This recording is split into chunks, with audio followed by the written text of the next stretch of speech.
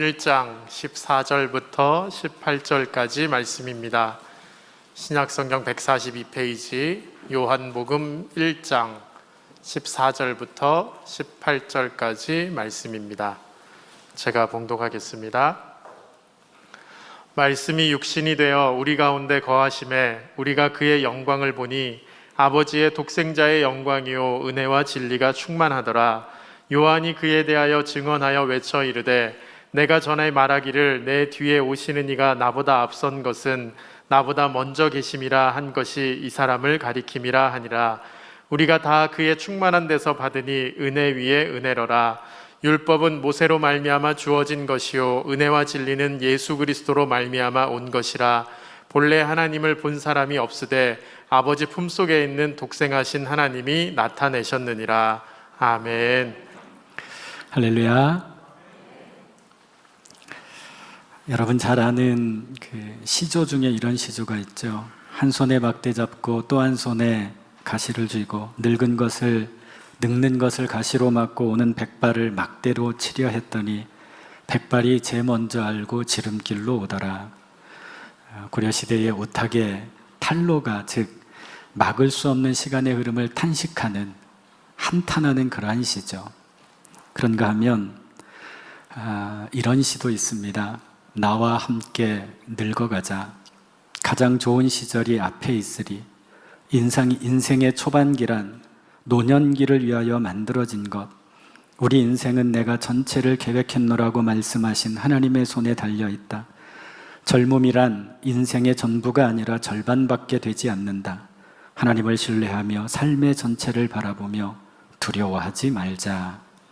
로버트 브라우닝이라고 하는 시인이 쓴 시입니다. 두 시 중에 여러분들은 어떻게 살기를 원하십니까? 어떻게 노래를 부르며 살기를 원하십니까? 한 소설가는 이렇게 말합니다.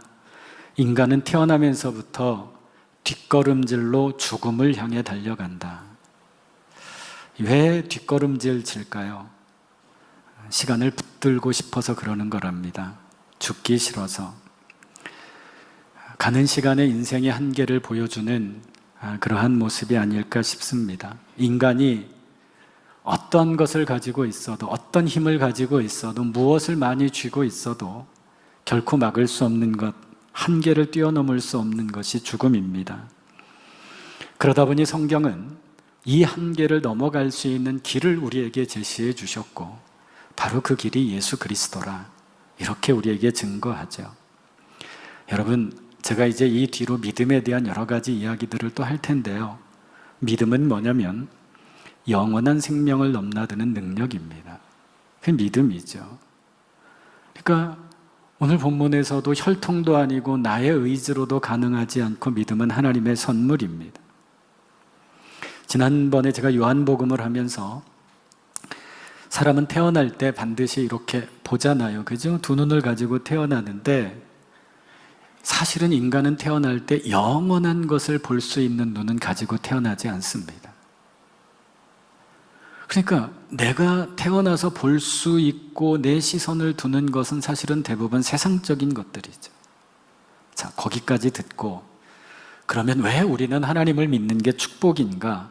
그건 뭐냐면 영원한, 그 영원에 속한 것을 볼 수 있는 능력이 생겼기 때문에 그래요.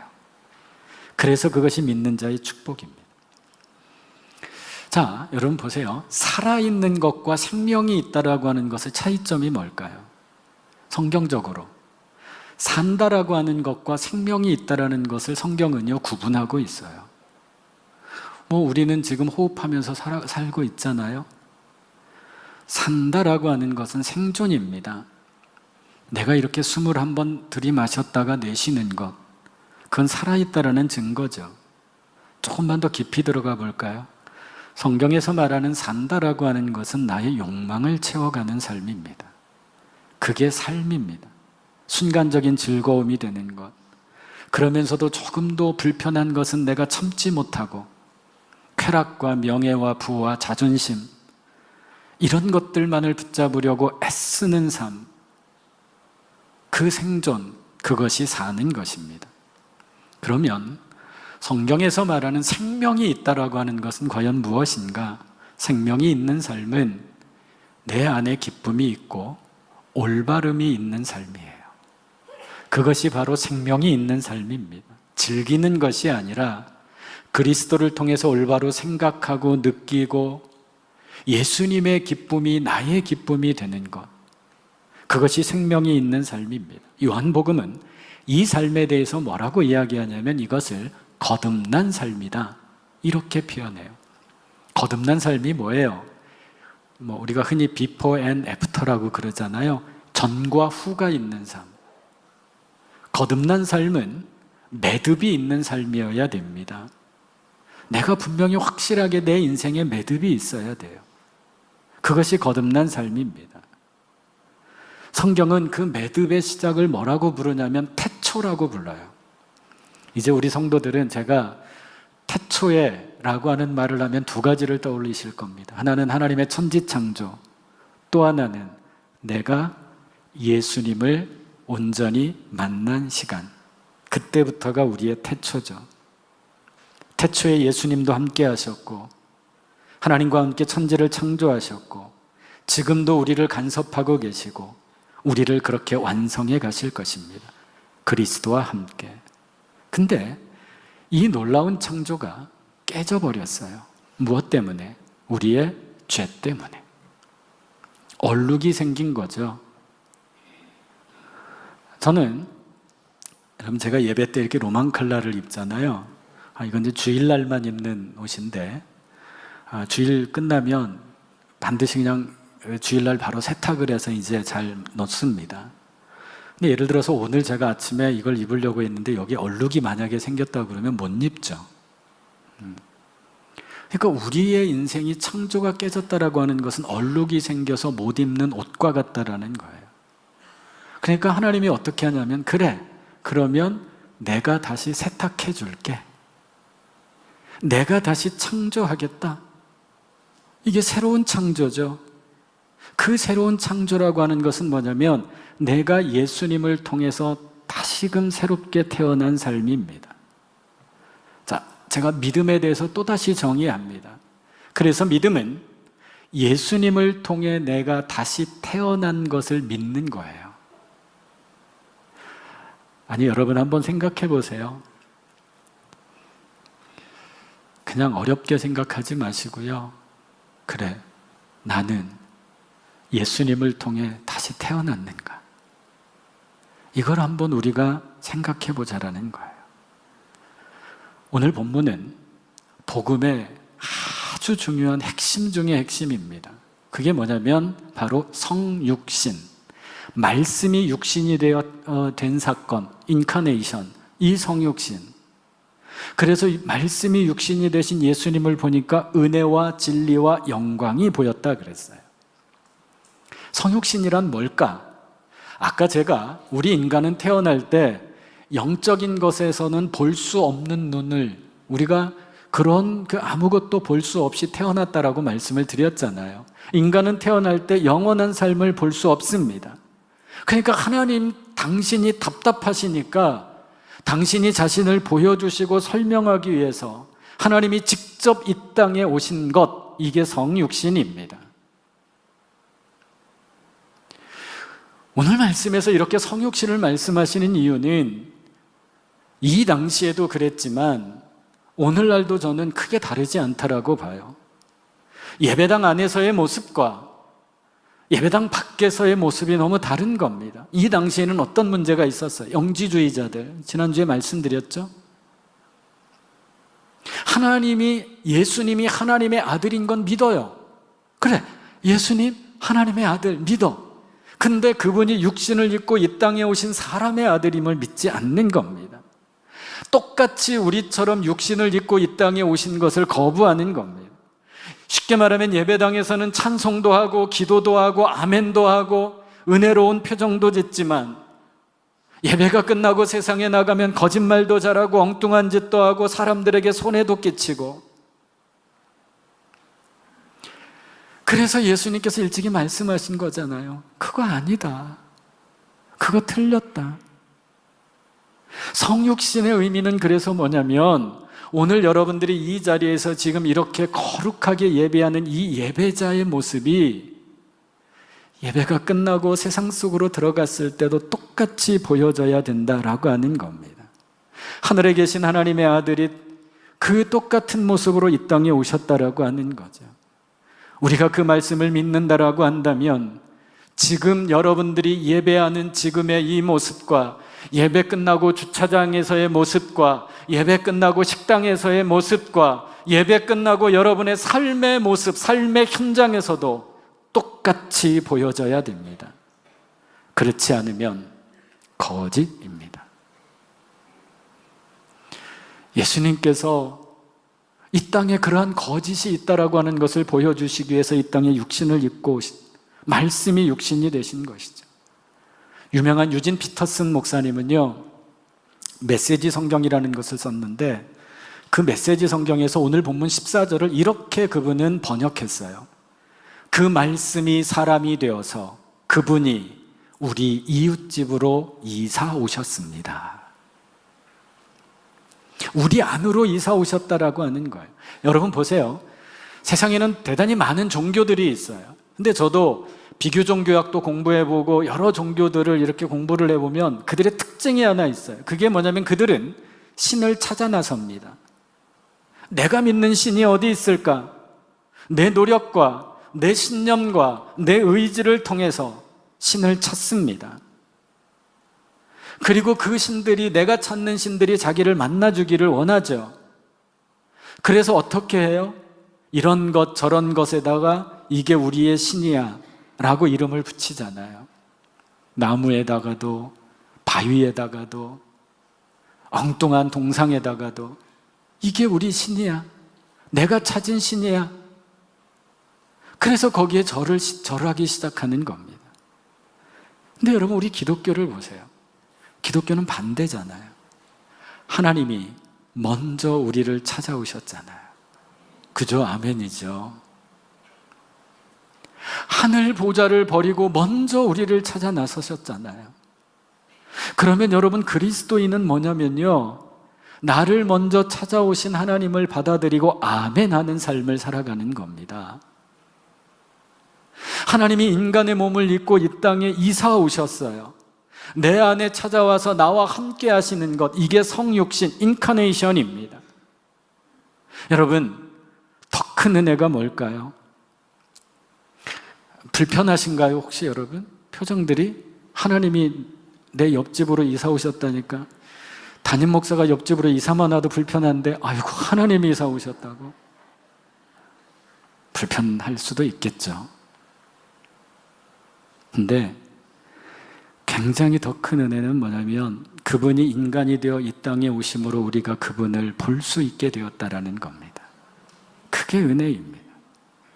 육신을 입고 이 땅에 오신 하나님을 우리가 볼 수 있게 되었어요. 우리 앞에 계십니다. 근데 사람들은 거부했죠. 왜? 알아보지 못했으니까.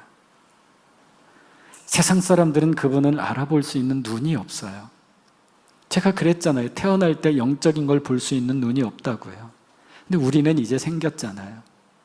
우리는 믿잖아요. 그러니까 우리는 그분을 볼 수 있는 눈이 떠진 거예요. 여러분, 그게 축복입니다.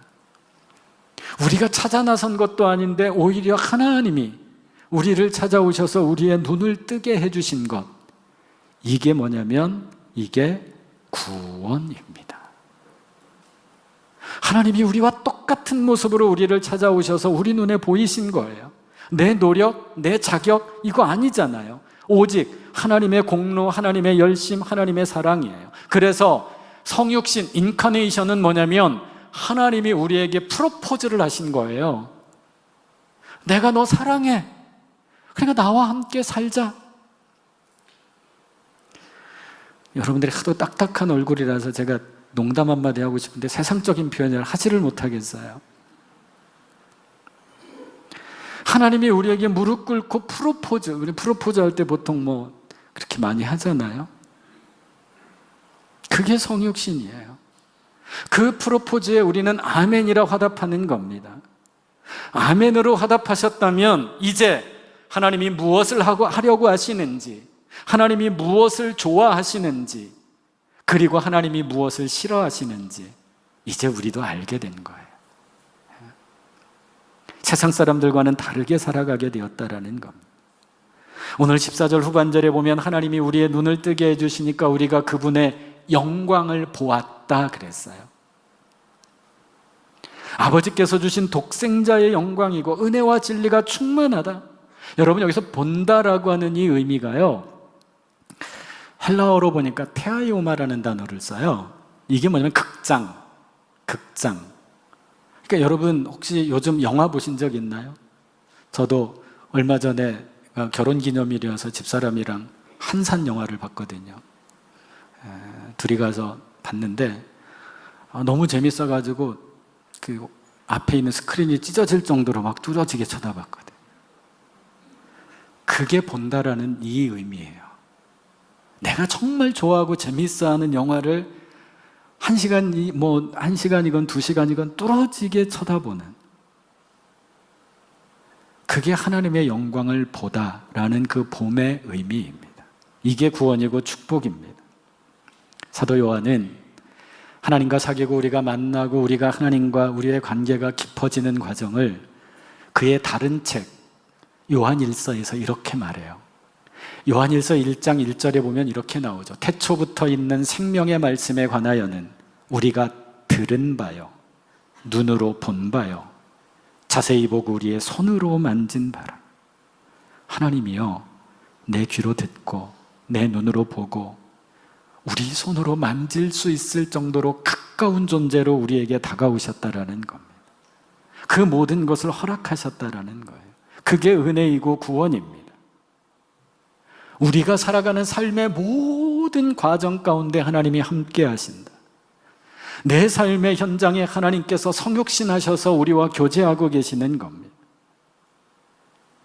그렇다면 이러한 하나님과 살아가는 우리 모두에게는 하나님의 신령한 은혜가 넘친다라고 하는 것을 우리가 부인할 수 없잖아요.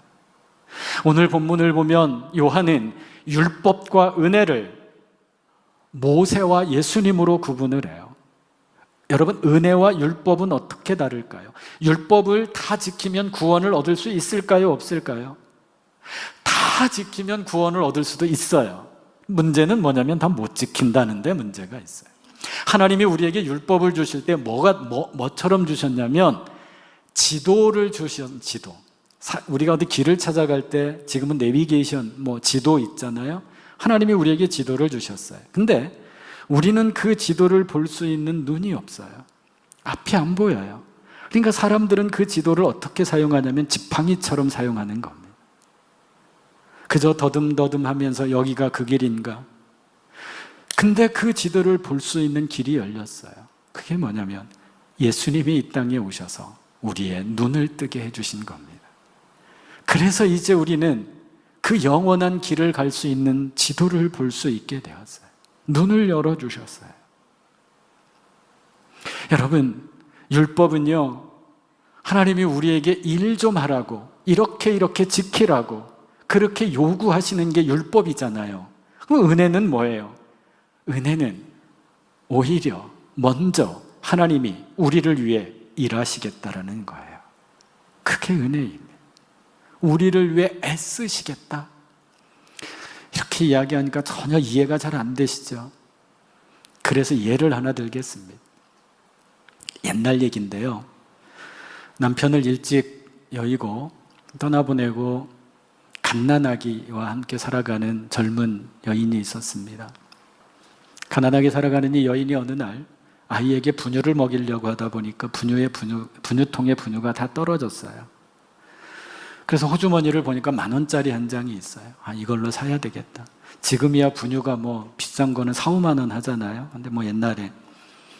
그래서 이제 집 앞에 조그만 슈퍼에 가서 분유 한 통을 집어서 계산대에 올려놨는데 얼마가 나왔냐면 16,000원이 나왔습니다.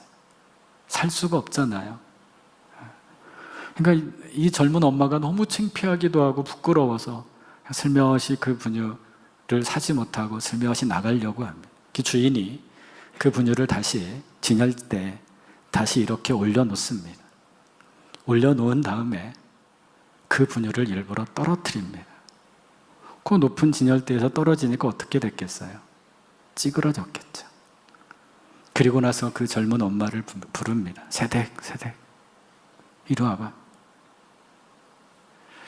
아유, 여기 마침 찌그러진 분유가 하나 있는데 우리 집에서는 찌그러진 분유를 반값에 팔아. 이거라도 사갈래?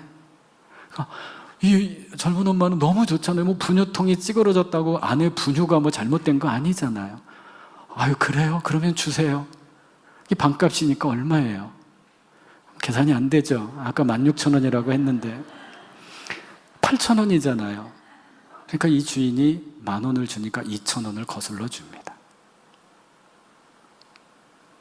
아이 엄마는 감사와 기쁨으로 분유를 얻었고, 이 가게 주인은 8,000원에 천국을 얻은 겁니다. 자, 여기에서 율법과 은혜의 차이가 있어요. 가게 주인이 분유 한 통에 16,000원을 요구한다. 이건 뭐예요? 율법입니다. 그게 잘못된 건가요? 잘못된 거 아니죠.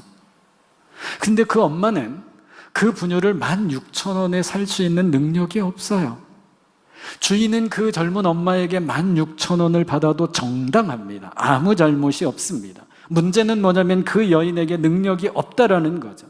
그러니까 이 가게 주인의 생각은 뭐냐면 내가 저 젊은 엄마에게 능력을 줘야 되겠다. 그죠? 그래서 분유통을 찌그러뜨린 겁니다. 율법적으로 하면 못 사가면 그냥 무시하면 돼요. 그게 율법이에요. 왜? 16,000원이 없으니까. 근데 그 분유통을 찌그러뜨린 것, 이걸 우리는 뭐라 부르냐면 은혜라고 부르는 겁니다. 그 주인은 그 젊은 엄마의 아픔과 상처를 본 것이죠. 그래서 그 분유통을 찌그러뜨려서 기쁜 마음으로 아이 엄마가 그 분유를 갖고 돌아가게 만든 겁니다. 그 여인은 내가 동정받고 있다라고 하는 그런 부끄러움도 없이 자존심 상하지 않고 원하는 걸 얻었습니다. 그 분유통을 찌그러뜨리는 마음, 그게 은혜입니다. 우리는 구원과 하나님의 은혜를 받을 만한 자격이 없습니다. 근데 하나님이 당신 자신을 찌그러뜨리셨어요. 그게 뭐죠? 십자가입니다. 그게 십자가예요. 일부러 당신을 찌그러뜨리신 거예요. 죽어주셨어요. 그리고 우리에게 말씀하시죠. 믿어라. 너에게는 능력이 없지만 내가 여기서 죽음으로 내가 너에게 구원을 주마. 이게 은혜입니다. 성도는 바로 이런 은혜를 보고 듣고 만질 수 있는 복된 사람이 성도입니다. 그걸 여러분 잊지 마십시오. 오늘 말씀에 보면 그래서 예수님께서 이런 은혜의 삶에서 우리에게 오늘 본문에서 3가지를 약속하세요. 그 첫째가 뭐냐면 우리 안에 은혜와 진리가 충만하다라는 겁니다. 충만하다라고 하는 의미는 무슨 뜻이냐면 내가 그리스도 안에 있을 때 충분하다라고 하는 겁니다. 이제 내가 그분을 볼 수 있고 그분 안에서 살아갈 수 있는 내 모든 인생으로 우리는 충분하다라는 거예요.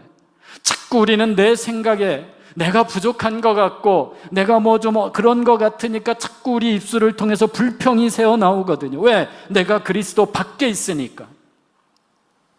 여러분 잊지 마십시오. 우리는 그리스도 안에 있습니다. 아니, 그리스도 안에 있으면 그것만으로도 충분합니다.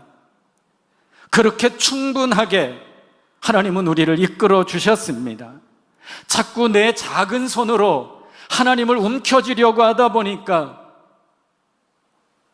자꾸 우리는 원망과 불평과 얼굴이 찌그러지고, 근데 내가 하나님 품속으로 뛰어들면, 그분 품 안에 있으면 그분 안에 있는 모든 것이 내 것이 되잖아요. 여러분 옛날 영화에 그런 이야기 나오잖아요. 비록 뭐 이렇게 절을 배경으로 한 영화지만 그 스님들하고 조직폭력배들하고 내기를 하잖아요. 깨진 항아리에 물을 채울 수 있느냐 없느냐. 여러분 이 밑빠진 독에 물을 부어봤자 아무 소용없잖아요. 근데 그 안에 물을 다 채우잖아요. 영화에 보면 은혜 받았어요. 어떻게 채우죠? 그 항아리를 연못에 던지잖아요. 연못 안으로 깨진 항아리가 들어가니까 그 항아리에 물이 가득 차잖아요.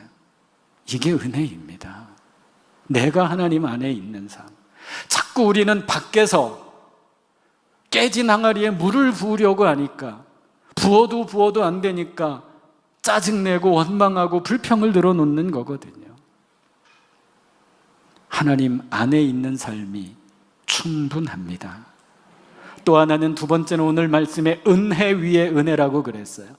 원어 성경을 보니까 이걸 이렇게 직역합니다. 은혜 대신 은혜. 무슨 얘기냐면 내 상황에 맞게 하나님은 그때그때 은혜를 허락하여 주신다라는 거예요. 이럴 때는 이런 은혜 주시고 저럴 때는 저런 은혜를 주세요. 누구에게? 예수 그리스도를 믿는 자들에게. 한 가지 은혜만 주시는 것이 아니라 수많은 은혜를 우리 안에 부어 주십니다. 예수 그리스도를 진실하게 믿는 사람들에게. 그게 은혜 위에 은혜입니다. 세 번째로는 하나님 품속에 있다라고 그랬습니다. 이건 뭐냐면 교제입니다. 여러분, 교제라는 단어가 코이노니아잖아요. 코이노니아. 이 코이노니아라는 뜻이 뭐냐면 다른 사람과 함께 나누다, 공동으로 소유하다, 이런 뜻을 담고 있습니다. 내 몫을 남과 함께 나누는 삶이에요. 어디 가서 그냥 차 한잔, 그냥 커피숍에서 차 한잔 함께 하고 이야기하는 게 코이노니아가 아니에요, 여러분. 함께 나누는 삶이에요. 내 몫을 기쁨으로 나누는 삶. 하나님이 먼저 우리에게 그렇게 코이노니아로 다가오셨잖아요. 당신의 모든 것을 남김없이 우리에게 주셨잖아요. 그래서 여러분, 코이노니아는 교제라는 단어도 되지만 나눔이라고 할 수도 있습니다. 내가 하나님 품속에 있다라고 하는 것, 나 예수 믿어. 여러분, 제가 요즘 끊임없이 강조하는 게, 여러분은 그리스도인입니까? 여러분은 예수 믿는 사람인가요? 그거 확인하는 방법, 내가 살아가는 삶의 자리에서 여러분, 무슨 물질만을 이야기하는 거 아니에요. 나누고 베풀며 살아가고 있는가? 여러분, 그저 따뜻한 위로의 말 한마디 건네고 어떤 종교적인 일을 하고 구제하고 이런 것만을 하는 것이 아니라 함께 살아가며 사랑하며 살아가고 있는가? 이게 코이노니아입니다. 보지도 듣지도 말하지도 못했던 헬렌 켈러는요, 보고 듣고 말하는 비장애인들에게 그녀는 이렇게 말합니다. 크리스마스 시즌에 정말 눈먼 사람이 누구일까요? 그 마음에 예수님이 탄생하지 않은 사람들입니다. 내 안에 예수님이 탄생했다고 믿는다면 우리는 영혼에 대해서 눈을 뜬 사람들입니다. 이제는 나만 생각하는 삶이 아니라 함께 나누고 서로의 몫을 기쁨으로 함께 소유하고 그렇게 살아갈 수 있는 사람들이죠. 사랑하는 여러분, 예수님은 우리 안에 이사 오셨어요. 이미 그분은요, 전입신고까지 다 마치셨어요. 네, 우리 안에 오셨어요. 우리는 이 땅에서 그분과 함께 살아갑니다. 오늘 우리 인생의 모든 과정과 모든 일들이 그분이 내 안에 계시다면 충만한 은혜로 그렇게 결론을 맺게 될 것입니다. 왜냐하면 나 혼자 살아가는 게 아니기에. 시편 기자는 그래서 시편 16편에서 이렇게 고백합니다. 주께서 생명의 길을 내게 보이시나니 주의 앞에는 충만한 기쁨이 있고 주의 오른쪽에는 영원한 즐거움이 있습니다. 어느 순간에도 혼자가 아니라고. 여러분, 예수 믿는 것 떠나서 나 혼자 아니야, 주변에 나와 함께하는 사람들이 있어, 그러면 든든하잖아요. 목회자도요, 사실은 외로울 때가 굉장히 많거든요, 인간적으로. 여러분들이 생각하는 것 이상으로 외로울 때가 되게 많아요. 아니, 우리 교인들이 못해줘서 아니에요. 누가 또 목사님 외롭게 해서 이러지 마세요. 그게 아니라 목회를 하다 보면 그럴 때가 있어요. 근데 그럴 때 기도할 때 하나님이 하시는 말씀이 아무 말씀 안 하시고 딱 한마디 하세요. 내가 있잖아.